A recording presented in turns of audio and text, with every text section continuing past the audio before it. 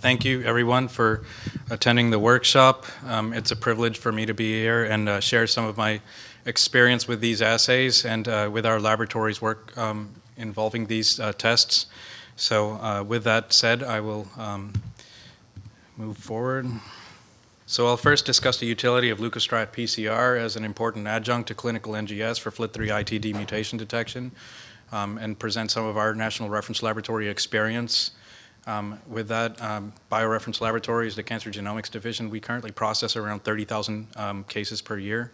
So that's a split between hematologic and solid tumor testing, but certainly for acute myeloid leukemias and FLT3 mutation analysis, adjunct PCR is very important to clarify results.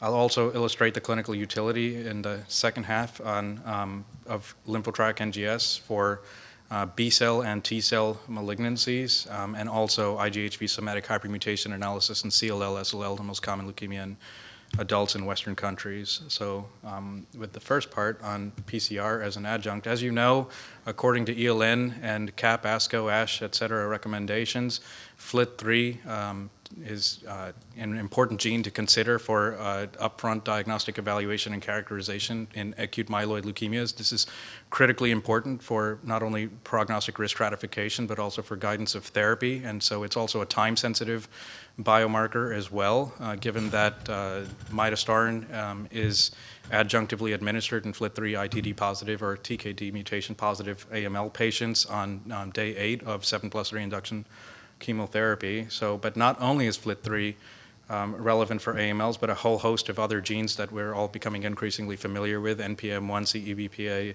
and TP53, et cetera, that all have like therapeutically predictive significance associated. So there's a battery of expected mutation results and testing that is required for AML, and FLT3 is usually an essential component for any AML workup as part of an NGS panel. FLT3 traditionally has been performed by PCR and fragment analysis, so anything that results in an ITD mutation that will express a longer than wild type base pair product due to the internal tandem duplication, it will show up on fragment analysis. And the TKD point mutation involving most often the D835 locus, that's amenable to allele specific PCR.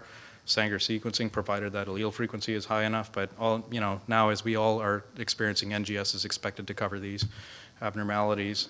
Now, when I was in training, a key feature, and this isn't explicitly stated in the recently updated 2016-2017 WHO guidelines, but there's a critical layer of granularity that has been added to FLT3-ITD mutation detection for accurate AML risk stratification, and that is in reference specifically to the mutant to wild type allele ratio.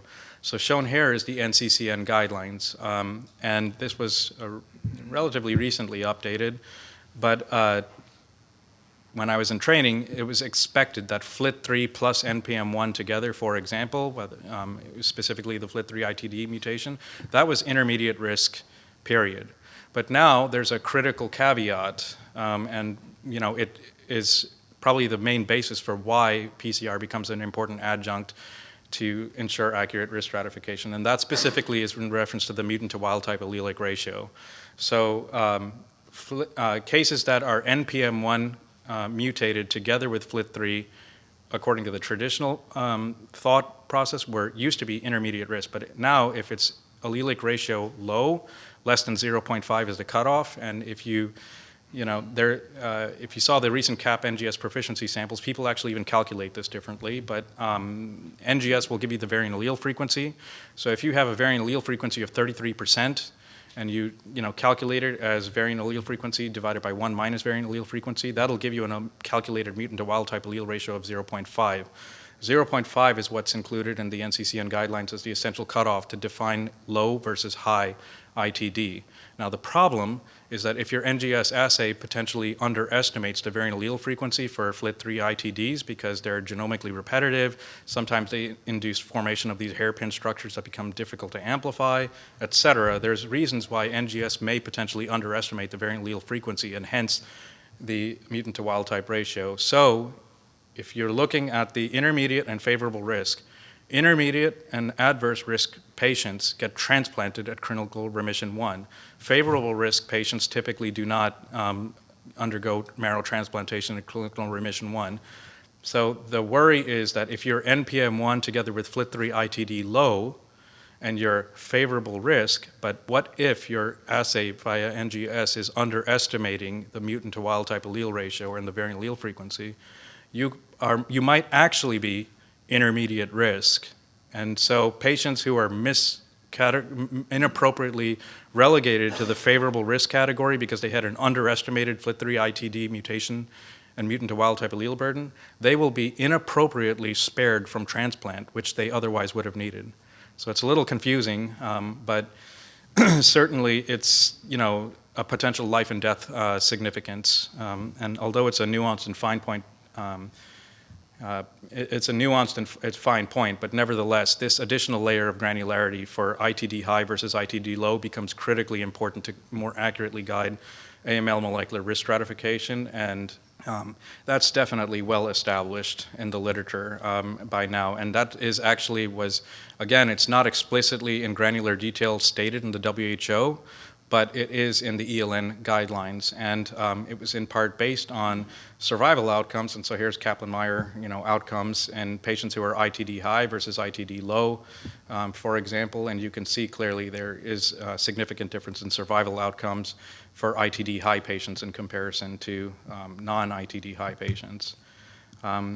This is just a study in the literature. So as I alluded to earlier, there's issues that are related to bioinformatic ambiguity and mapping that can, and under sensitivity at the bioinformatic level for mutant to wild type allele ratio and variant allele frequency for these FLT3 ITDs. And this is just simply a Venn diagram to indicate that there's a variety of different, conventional, widespread bioinformatic algorithms that were used to look at in silico data sets and call for FLT3 ITD mutations. And, there's significant heterogeneity in sensitivity and overlap for these various algorithms.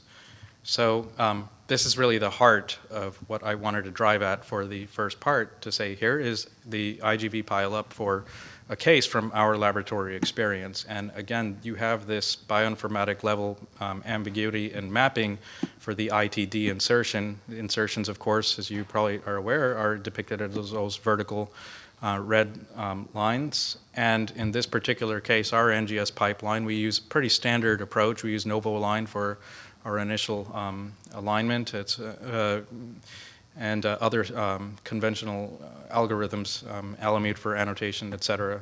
So, and GATK for SNV and indel calling. So, we don't have a very unique algorithm per se. It's similar to what's in, and clearly it showed that although, there was an insertion event, yes, but it's not clearly mapping accurately. So for any one of those, the software may or may not give you an accurate mutant to wild type allele ratio assessment or variant allele frequency. So in this case, we had a less than 1% allele frequency for any one of those calls, and hence a calculated 0.01 AR. But in this case, we sent out for Leukostrat PCR. We got our results back in 3 days. To further corroborate and clarify, and we had based on, people have looked at the fragment analysis methods, and they either use an area under the curve assessment or they compare the peak heights for mutant to wild type on the capillary electropherograms and calculate accordingly the mutant allele ratios. So the signal ratio in this case came back as 0.41, and furthermore, at least in our pipeline, we only called up to the 21 base pairs, but the gold standard PCR fragment analysis gave a 66 base pair length call. And it's well understood that the longer the ITD becomes, they can go and range anywhere up to even 400 base pairs have been described in the literature. They become more and more challenging to accurately assess by NGS methods the longer they become. We have thus far sent out about 133 AML NGS FLT3 cases over the past months in our laboratory, because we're a referral center, so a number of our clients do perform PCR testing either in-house or they send to lab PMM. We use the lab PMM leukostrat assay to basically clarify and ensure accuracy in mutant to wild type allele ratio for positive calls that are less than 33%. Hence, 33% would correlate and calculate out to that 0.5 allele ratio cutoff that's critical for the intermediate versus favorable risk stratification, and hence a difference in patient management. So in this case, we've experienced pretty much a 3 business day TAT. Just we're sending across the country, so we're very pleased with the overall customer service experience. In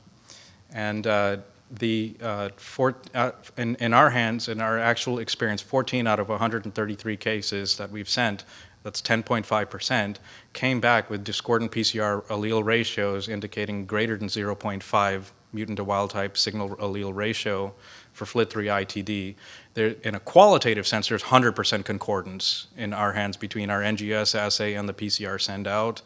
And even in cases where we have multiple peaks on the capillary electropherograms indicating like multiple ITDs present, we've even picked up those with extremely close, similar, essentially identical concordance in base pair product lengths and ITD lengths by NGS. But although in a qualitative sense we're highly concordant, 10% of our cases came back where we found that had we not supplemented our NGS results with the PCR gold standard approach, we would have undercalled. The patients would have had an inaccurate mutant to wild type allele ratio and not have been destined for transplant, as would be otherwise expected.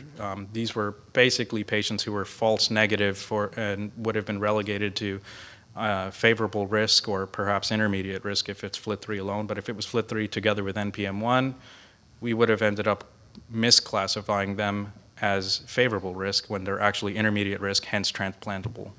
So that's basically a risk of death. In summary, my main conclusion, what I wanted to convey with the case experience there was that NGS may underestimate FLT3 ITD variant allele frequency in subsets of cases, often attributable to bioinformatic mapping ambiguity, for example. And underestimation of NGS variant allele frequency, hence calculated mutant to wild type allele ratio, may complicate and limit accurate AML risk stratification. PCR, such as leukostrat, FDA-approved assay, represents a gold standard assessment method for FLT3 ITD mutant to wild type allele ratio assessment.